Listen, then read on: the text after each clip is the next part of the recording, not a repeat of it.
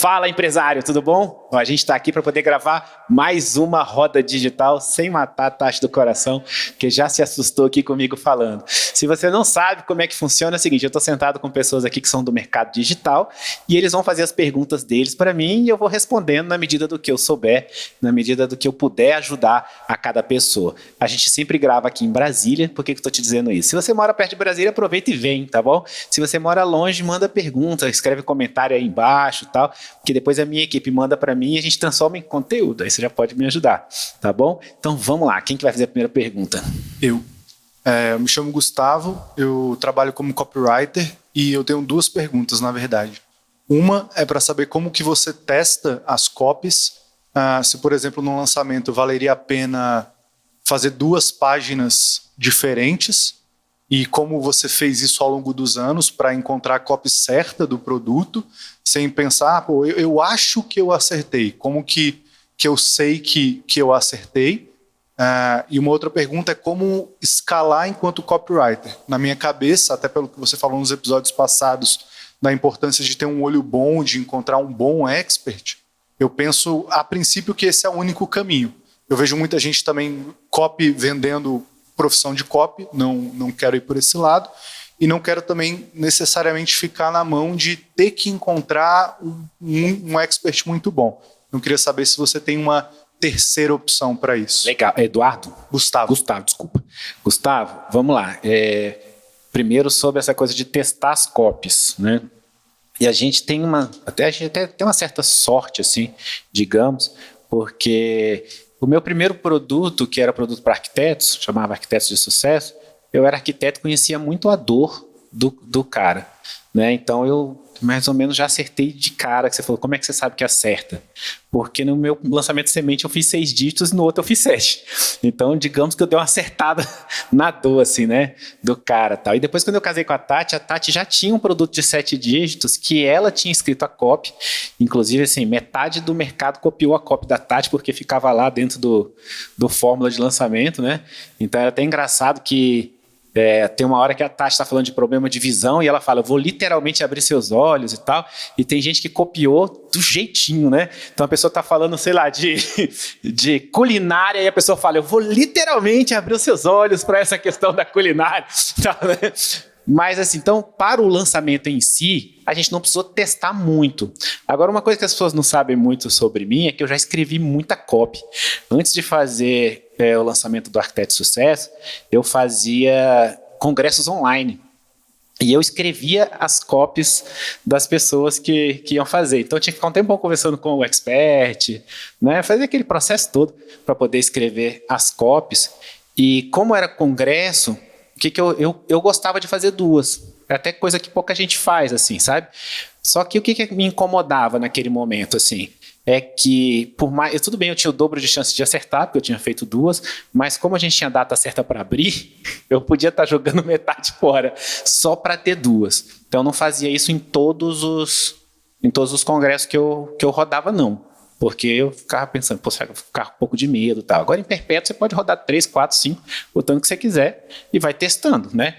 Testa uma dor, outra dor, outra dor, outra dor, e eu acho, inclusive, quem faz perpétuo tem que fazer isso, tem que testar várias coisas, senão o cara tá lascado, né? Agora, se eu fosse montar um negócio de copy, igual você falou, como é que eu vou fazer isso? Você não quer, sei lá, ser o Pedro Sobral da copy, né? Que você já falou que você não quer montar sei lá, ser concorrente do Beto, de quem quer que seja, não é a sua praia, né? Mas não necessariamente você precisa ter um expert. Eu vou falar uma coisa que eu tinha falado para um amigo que é gestor de tráfego há muito tempo atrás. Eu falei, cara, tráfego é uma dor e as pessoas ficam atrás de um monte de gente de tráfego e tal, e aí o cara faz para um, faz para outro e vai embora tal. Eu falei, por que você não monta uma empresa que você tem os caras todos debaixo de você? E aí você tem lá, esse cara, esse copywriter, tem 3 copywriters debaixo dele, e esse copywriter que está debaixo dele faz copy para 3 empresas, sabe? Porque eu sempre, desde que eu era arquiteto, eu sempre acho que assim, você tem que ser o cara que contrata quem faz a coisa toda, sabe? Então dá para você ter lá 20, 30, 40 copywriters fazendo isso num monte de empresa. Porque às vezes o cara não quer ter aquela pessoa fixa. A gente mesmo contratou copywriter essa semana. Faz 3 dias. inclusive. E no nosso caso, poderia ser um cara desse. Eu poderia ter contratado ele de uma empresa, sabe? Então, às vezes, a gente montar esses... Eu sempre acredito em modelo de negócio. Eu acho que o modelo de negócio é onde está o dinheiro de verdade. Então, você até pode ter, por exemplo, 5, 10, 20 copywriters que trabalham ali para você. E aí você faz essa parte que você está falando, de achar uns experts e tal. E eu ainda colocaria um contra o outro, assim, tipo, vamos supor, inglês. Eu ia arrumar 5 experts de inglês, botar cada copywriter para escrever para um cara diferente, e põe para concorrer, e no final tudo é meu. Não sei se eu respondi isso. Quem mais? Megalomaníaco. Boa noite, Bruno. Sandro Pensar pequeno e pensar grande dá o mesmo trabalho. Sandro aqui falando. Aproveitar o gancho do Gustavo aqui, a gente estava até conversando sobre esse negócio de copy. Num lançamento semente, né, a gente tem você valida ele se você fizer uma venda. Hoje, uma venda é suficiente para a gente validar um lançamento semente? Não. Como é que seria hoje? Pelo amor de Deus. Você fez uma venda, o cara pode ter gostado dos seus olhos. Não faz mesmo. Sua mãe foi lá e usou o cartão do tio para você ficar feliz e achar que aquela profissão serve para você. E aí eu entro na segunda pergunta, que é: como que a gente testa isso? Valida essa copy? Já faz logo um lançamento logo na sequência? Eu tô justamente nesse momento. Nesse momento. Eu fiz um lançamento ontem, abri o carrinho ontem, fiz uma venda. Parabéns. Né? Fiz uma venda. Então, assim, meio que deu um norte, né? Só que eu tô... Qual é o produto? Como é que chama, meu Deus do céu? Pô, tu não sabe como é que é o teu produto? É estranho, não sei. Medicina germânica para mães atípicas. Eu gostei do Mães Atípicas. É o subnicho do subnicho do subnicho. Medicina germânica para mães atípicas canhotas. São mães que têm filhos que têm como é que chama? Transtorno espectro autista.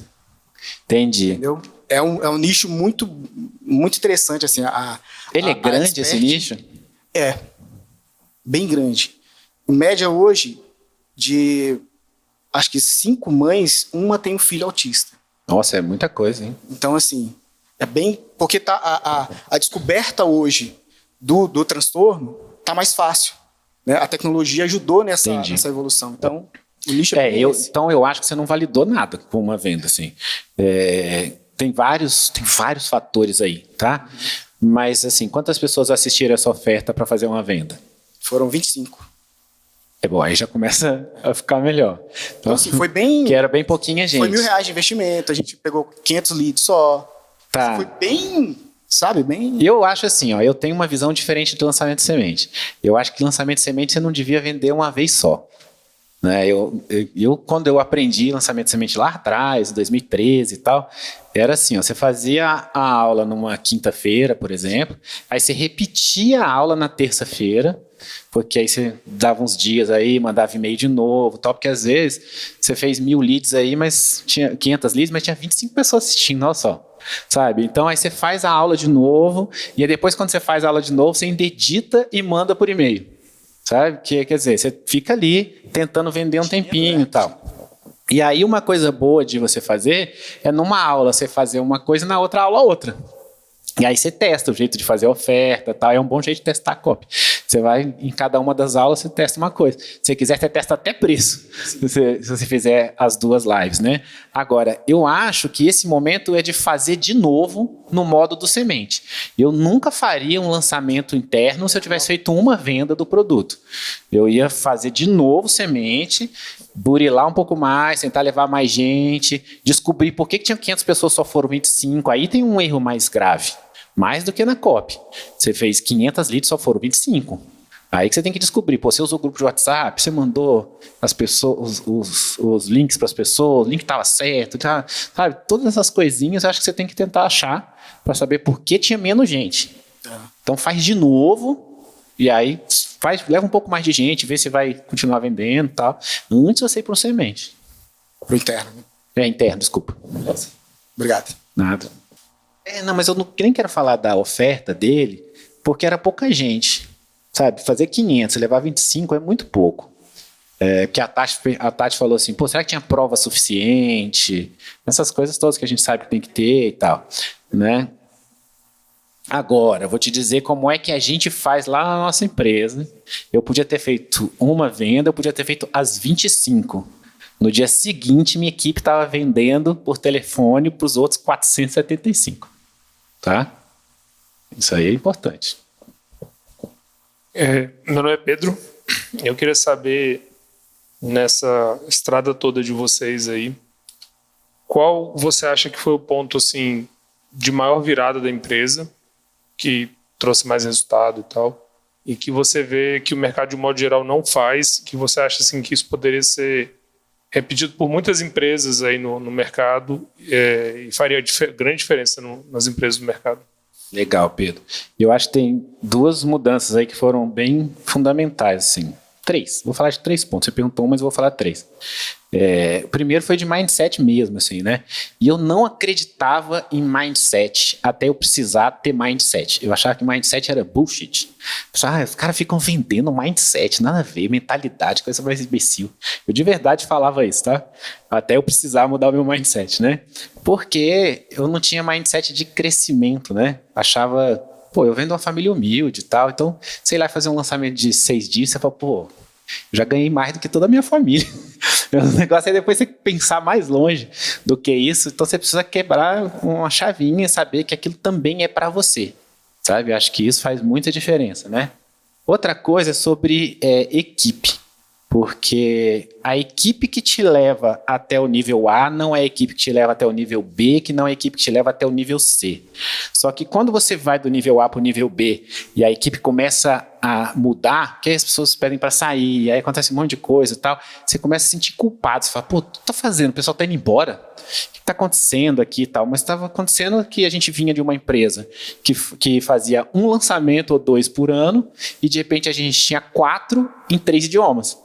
Aí a pessoa está acostumada a fazer um lançamento por ano, a pessoa não quer fazer 12. Né? Então é outra pessoa, às vezes nem tem a capacidade, não tem as skills e tal. Então, equipe faz a gente ir para outro patamar. Agora, não tem nada, absolutamente nada, que a gente tenha feito na empresa que tenha impactado mais a nossa empresa do que internacionalizar. Por que isso? Porque, por exemplo, a gente tinha um teto que a gente batia no Brasil, a gente não conseguiu ultrapassar esse teto. Aí a gente pegou as mesmas habilidades, levou para fora do Brasil e ficou do mesmo tamanho. E aí, quando a gente ficou do mesmo tamanho, a gente descobriu por que a gente tinha teto no Brasil. Porque a gente começa a fazer em outro lugar, de outro jeito, você começa a ver coisas que você não via. Aí a gente furou o teto do Brasil e o lá de fora, que continua todo do mesmo tamanho. Então cresceu tudo. Então eu fugi porque eu pensei, putz, eu só consigo até aqui. Era mentira, eu não sabia, eu só consigo até aqui. Então eu vou pelo menos fazer em outro idioma até aqui, vou dobrar. Mas é mais do que dobrou, porque eu descobri as coisas que fizeram alavancar. E isso é uma coisa que quase ninguém do mercado faz, né? Eu falo, me dá angústia das pessoas não irem. Meu nome é Yuri, eu sou gerente de projetos do Edu Carvalho, e a gente está justo nessa etapa de internacionalização. Eu queria entender como é que você sequencia essas fases, né? Você começa em um único país, valida e vai para outros, você já pega vários países, como é que você faz esse jogo? Pô, melhor resposta é que você e o Wendel devia fazer meu treinamento, não, brincadeira. Eu respondo tudo, cara, não escondo o jogo não. Quando a gente foi vender fora a primeira vez, eu tinha uma mentalidade que eu estava comprando dados, tá? Então eu separei uma grana que pra gente, eu chamei de verba de guerra, era R$80 mil na época. Se eu perder esse dinheiro, a empresa não vai quebrar. Tá? Então essa verba de guerra servia para comprar dados. Eu não sabia qual país ia vender melhor, quanto era lead, não sabia de nada disso. Né? Então só o que eu fiz foi, eu fiz um grupão só de anúncio, botei todos os 10 ou 12 países, não é mais quantos eram, ali dentro e fiz o lançamento. Né? Daqui a pouco eu falo as outras etapas, mas assim, o lance era, eu queria entender preço de lead, ROI, essas coisas todas. Tá, tudo junto. Depois, no segundo... Aí voltou lucro. Deus é tão bom comigo que a nossa verba de guerra voltou ROI 3. Mas assim, aí o que aconteceu foi que eu já tinha dados. Aí eu sabia, por exemplo, o ROI no Uruguai, eu lembro direitinho isso, o ROI do Uruguai era 14. Mas o Uruguai é desse tamanho, né? Então não dava para escalar no Uruguai. Então eu tive que ir olhando país por país e fazendo toda essa inteligência por trás. E quando eu comecei, não tinha ninguém que tinha internacionalizado. Ninguém, tinha nenhum brasileiro vendendo fora. Então tudo a gente tinha que testar. Alguém falava assim, é melhor legendar, o outro, não, é melhor dublar, no outro, melhor a Tati gravar em portunhol. Aí a gente pegava um pouco de conteúdo e legendava, um pouco dublava, um pouco. E aí o que deu? Melhor era a Tati falando em portunhol, ainda que o espanhol dela fosse ruim na época, hoje é muito bom, mas melhor era ela falando em portunhol, depois dublado, por último legendado. Então, se eu tivesse no lugar do Wendel, o que eu fazia? Seguir os passos que a gente já seguiu. Então ele gravar em portunhol, para começo de conversa. Joga no teleprompter lá, bicho, grava e deixa uma professora de espanhol só corrigindo aquelas coisas que estiverem mais lascadas. Tá? E aí grava, beleza. Grava os melhores conteúdos do Brasil em espanhol, porque a tendência é que sejam os melhores lá também. Olha todos os lugares do mundo onde o Wendel já vendeu, quais são os países que falam espanhol. É lógico que quem comprou em português, mas você entra em contato com o cara e fala, você pode me dar um testemunho em espanhol? Aí você vai ter um monte de depoimento em espanhol. Aí você pega aqueles conteúdos, metade da verba você vai distribuir conteúdo, porque ninguém conhece ele lá. Então metade da verba é para distribuir conteúdo. E a outra metade você faz um lançamento normal, mas não é um lançamento ao vivo, é um lançamento gravado, né? Gravado, tal, com ele falando em espanhol. E roda e vai dar bom. E de estrutura de equipe, como é que você montou? A gente tinha uma equipe muito foda, chamada Google Tradutor. Essa equipe acompanhou a gente durante muito tempo, tá? Na verdade, eu até montei uma estrutura lá fora, assim. Eu tinha uma gerente geral na Espanha, eu tinha um cara de tráfego no México e um cara de tráfego na Espanha. Mas aí depois eu descobri que a nossa equipe era melhor do que eles todos. E aí eu mandei todo mundo embora e fiquei só com a nossa equipe do Brasil. Porque a nossa inteligência de lançamento é mais avançada, ainda é. Tem muita gente boa e grande lá fora hoje, mas ainda é. Então, o que eu precisava era que a minha equipe tivesse um apoio de alguém em espanhol. Então, o que eu fiz foi ter uma pessoa na equipe que pudesse traduzir os conteúdos, traduzir para o tráfego, traduzir para as redes sociais, essas coisas todas, mas era a minha equipe fazendo. Maravilha. Não aumentou quase nada. Hoje é óbvio que depois você vai, na hora que ficou do mesmo tamanho do português, a gente tem coach lá fora, a gente tem muita gente lá fora. Mas no começo não precisa não, é só fazer. Massa, obrigado. Opa, Bruno, boa noite, tudo bom? Meu nome é Fábio, eu sou vizinho daqui, só atravessar a rua, literalmente eu chego aqui. Muito legal assim, o endereço. E aí eu tenho uma escola de estética. A minha esposa que é a expert, né? Eu fico por trás dos bastidores ali fazendo literalmente tudo. Agora eu contratei uma videomaker e tal. E aí a gente já veio de 15 lançamentos desde 2020 e quase infartei algumas vezes, enfim, aquela coisa de fazer tudo sozinho. E aí eu tô estagnado, né?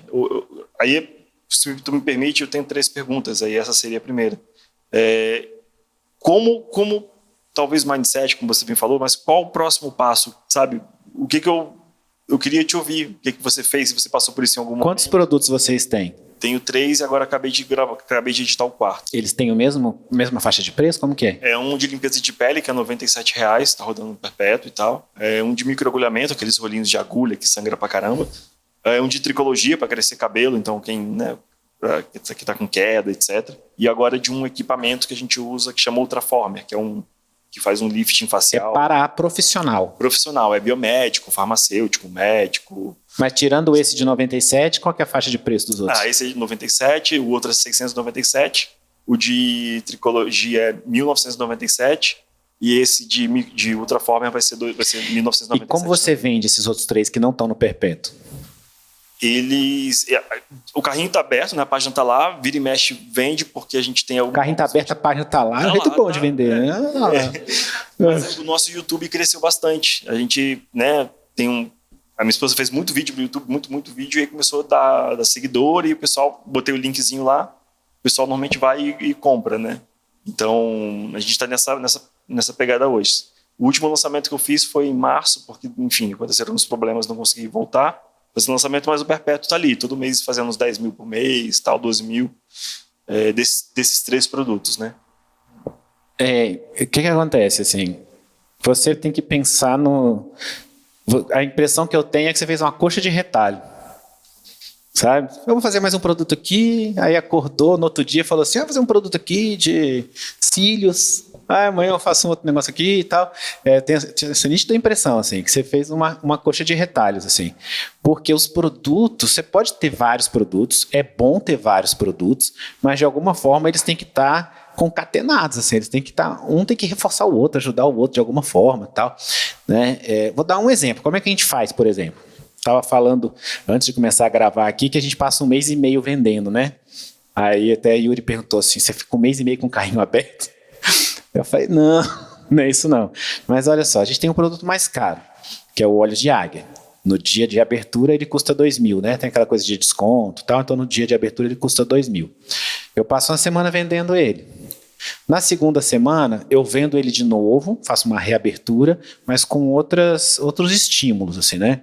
Então, eu dou 12 dias de graça para a pessoa assistir, tem uma série de coisas, a gente faz outros estímulos. Eu quero que você entenda, na verdade, é a big picture, tá? Então, eu faço um lançamento na semana, na outra semana eu reabro.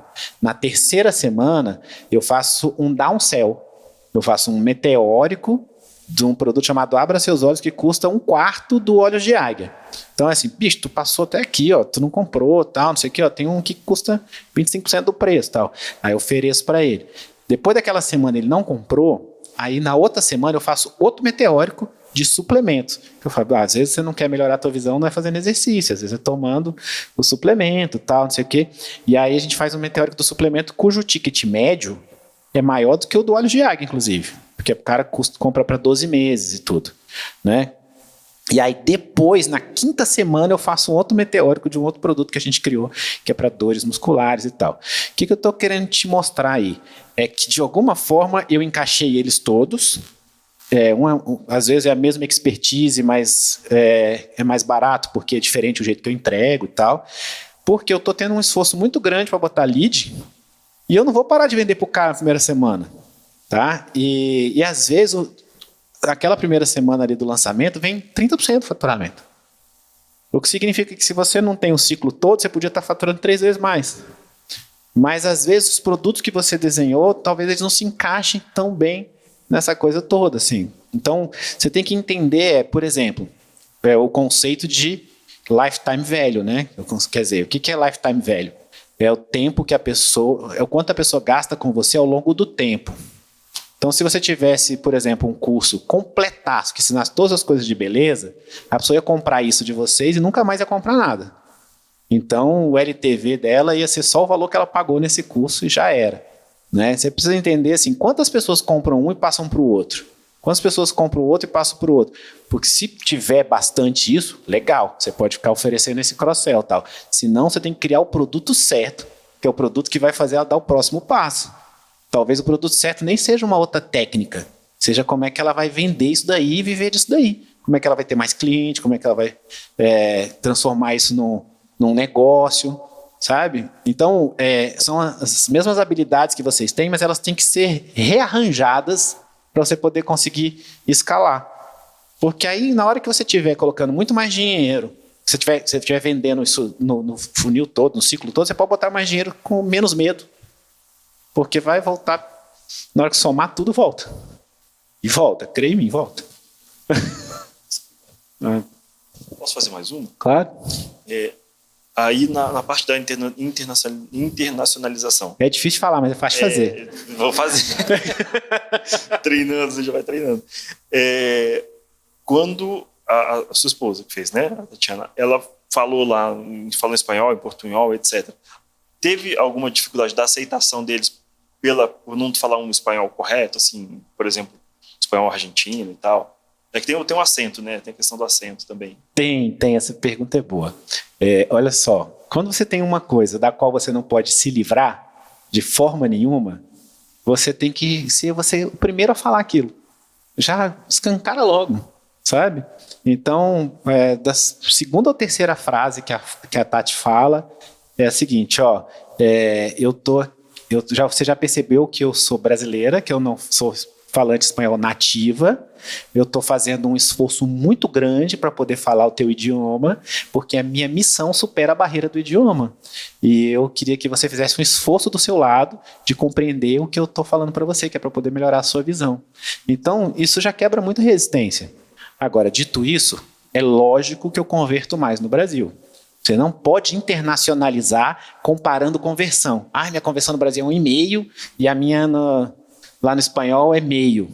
Dane-se, porque na verdade é mais um lugar que você está vendendo. Você não chega aqui no Brasil e fala, então, eu tenho uma conversão tal em São Paulo, a outra no Pará, a outra não sei aonde, você só vende, né? Então, assim, não se preocupe. Quando estiver saindo venda, estiver dando ROI positivo, está valendo.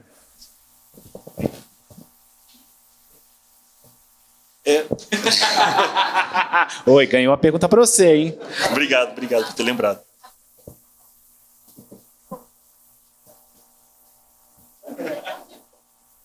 É verdade, ó, deixa eu falar isso que a Tati falou. Eles ajudam a gente, eles têm essa paciência. Às vezes a Tati está fazendo uma aula ao vivo e ela fica, como é que fala isso mesmo?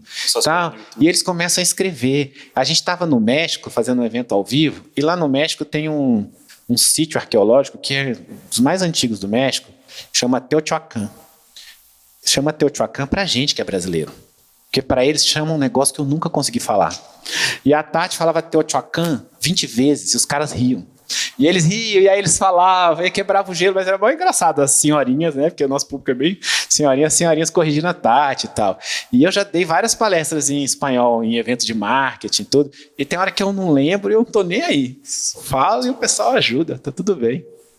Massa, obrigado. Mas é bem lembrado da pergunta. A terceira. Quando você tem um produto, eu gravei semente, por exemplo, para botar para rodar, né? A gente tem hoje lá, desse curso de limpeza de pele, por exemplo, acho que uns 700 alunos, 800 alunos, aí mais ou menos. A gente gravou, mas qual o próximo... Se você passou por isso, na verdade, também, né? É uma pergunta. Você gravou primeiro, gravou, vendeu e tal. O que você observa quando você vai regravar o teu produto para melhorar, para encantar mais?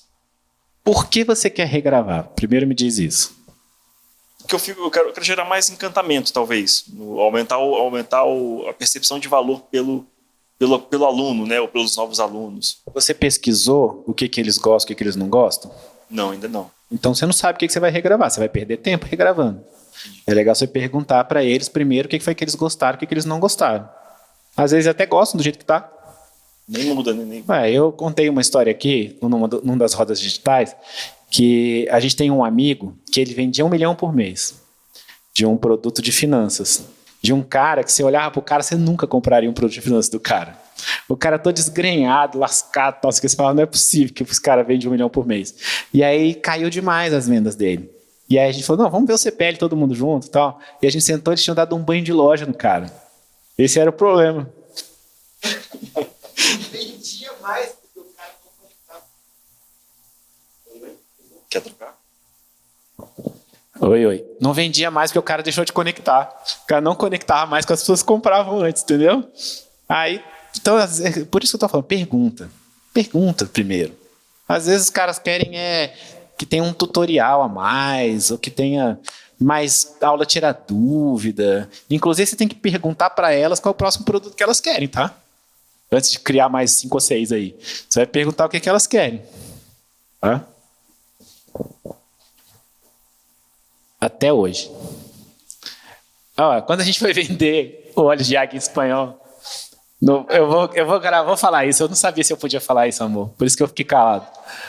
O óleo de águia foi gravado em 2015. Eu não tinha nem casado com a Tati ainda. Quando a gente se casou, já existia, era Tati de cabelo curto e tal. E quando a gente foi vender em espanhol, o curso estava todo legendado. E eu ficava assim, amor, vamos dublar esse curso. É um curso sobre visão. A pessoa tem que ler a legenda. É para melhorar a visão. Aí a Tati falou assim, não, mas é muito caro. Custava assim, uns 50 mil, 80 mil. Sei lá, era caro mesmo para dublar. Aí ela é muito caro. Eu falei, não, amor, pelo amor de Deus, vamos dublar esse curso. Aí ela falou, vamos perguntar. Aí a gente foi e viu dos alunos já tinha tido reclamação, alguma coisa e tal. E tinha era uma reclamação na época. Aí eu falei, então nós vamos fazer um combinado. Quando a gente bater 7 dígitos, a gente dubla. Que é o que a gente tá dublando agora, né? Já fez muitos 7 dias com ele, mas tá dublando mesmo agora. Não, tá acabando agora. Amor. Não, ele tá dublado sim, mas é que ele tá dublado de uma maneira, a gente tá dublando de outra. Eu tô sendo injusto. Mas, gente, demorou um tempão e tava legendado. E as pessoas melhoravam a visão. Não sei se é porque fazia assim pra ler. Melhorava. Não, isso é uma coisa legal de falar. O nosso produto melhorou muito por vender fora do Brasil. Porque a gente ficava pensando assim, lá fora do Brasil a gente não manda o kit para casa das pessoas. Então o que a gente pode fazer? A gente não vai dublar. Como é que a gente pode fazer? Então uma das coisas que a gente fez, por exemplo, a gente mandou fazer uma cartilha que tinha ilustração de todos os exercícios visuais. E aí essa cartilha, inclusive, depois a gente traduziu para o português e hoje tem no português. Mas a gente foi melhorando o produto para poder... Essas coisas a gente vai aprendendo, vai retroalimentando. Por isso que é legal vender fora. Você tá doida para falar hoje, né, minha vida? A Tati fica indignada, é isso. Toda vez que alguém fala que quer regravar o curso, mexe com... dá urticária nela. Então, tua esposa é contra. Põe tua esposa para gravar um produto novo.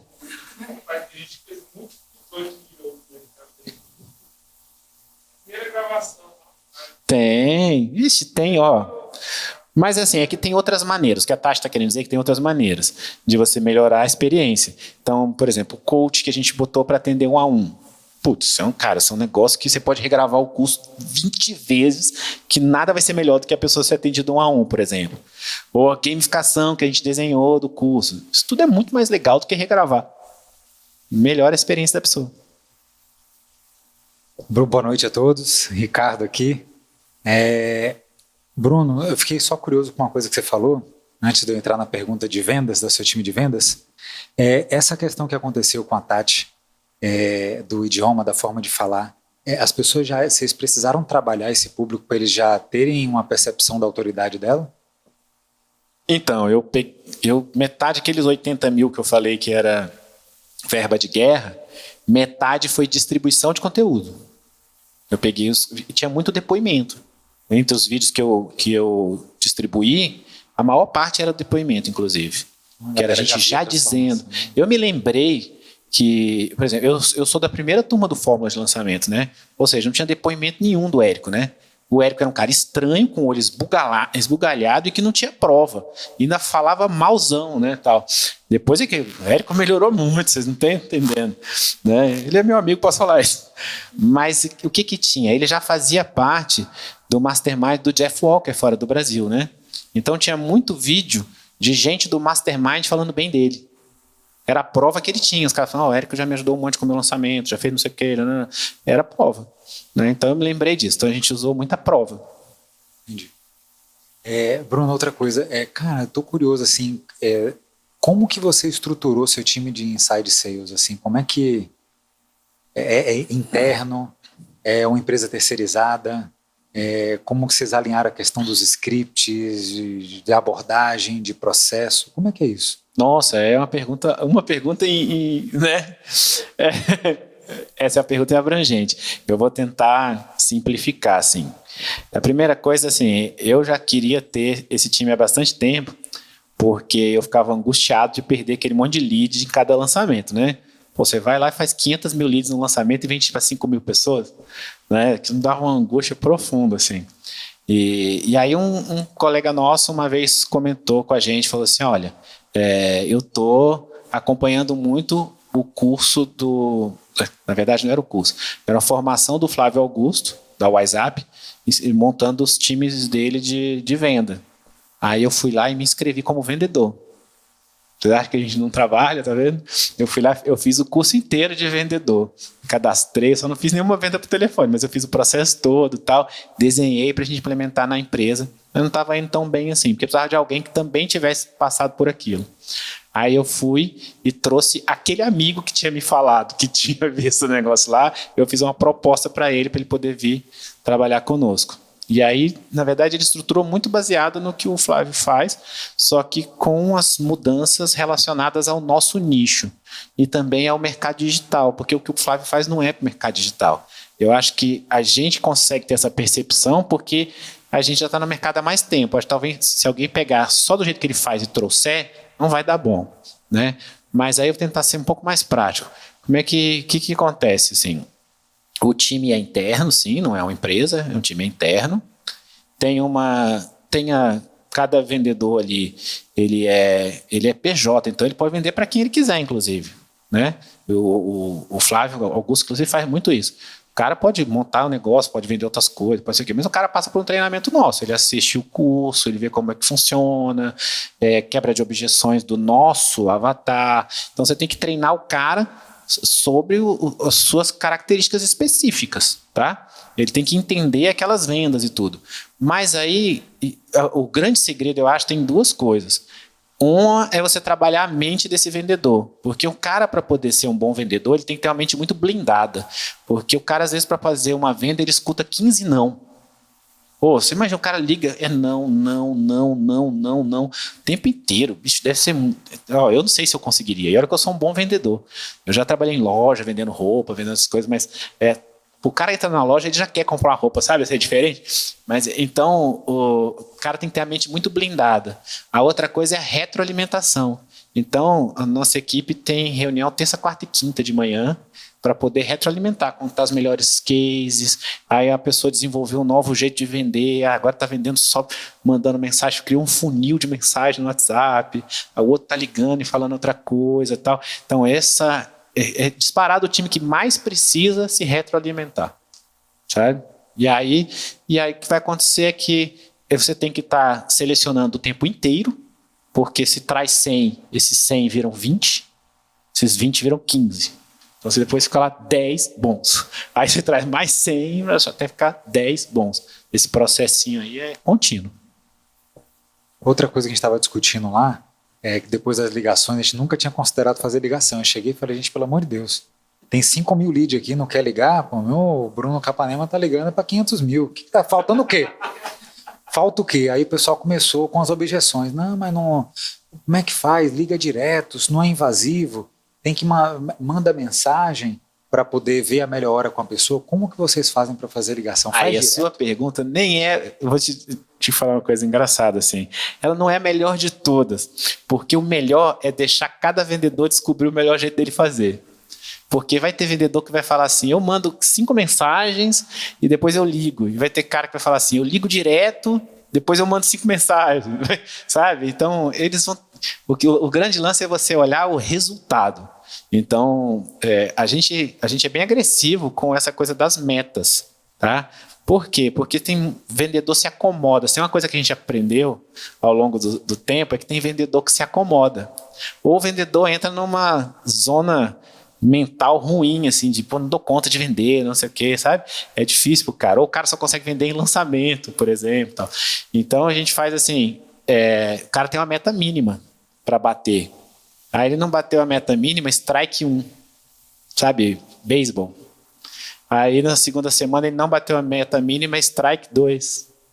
Strike 3, aí o cara tá fora. Aí você pensa, putz, mas tem que ser de jeito, pô, mas é porque senão o cara não se paga, porque ele ganha comissão, né? Então aí você fica com uma pessoa ali o tempo inteiro que não vai se pagar, ainda vai desperdiçar um lead que alguém podia estar ligando e convertendo. Então esse processinho agora também tem que ter pro lado bom. O cara bateu a meta do alto, 1 estrela, 2 estrelas, 3 estrelas, tem uma gamificação, o que o cara ganha mais com isso, tal. Tem que ter os dois lados, assim. Tanto que teve uma outra pessoa ali na empresa que estava achando ruim, pô, o cara tá lá ganhando comissão e tal. Aí eu falei pro chefe daquela pessoa, falei assim, cara, você pode dizer que qualquer pessoa da empresa pode entrar no time de venda, tá convidadíssimo. Pode entrar amanhã, mas... Tem strike 1, strike 2, strike 3. É bem-vindo. Mas eu acho que é das profissões mais difíceis, cara. Mas vale a pena ter. Vai demorar. Mas a nossa meta é ter 1000 pessoas. Bom, então a gente vai encerrar agora esse episódio, porque a Tati está me dizendo que deu 40 minutos. Se você está assistindo a gente aí em casa, na próxima semana sai outro episódio, tá? Eu vou gravar outra agora, na verdade. Eu vou ali trocar de roupa e volto para gravar. Você sabe como é que você é do mercado digital.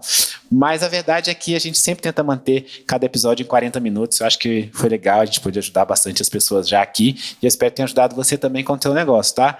Que você possa ser muito abençoado nas coisas todas que você faz.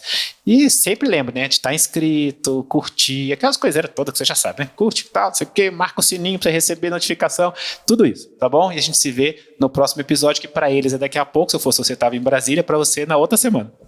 Um abraço.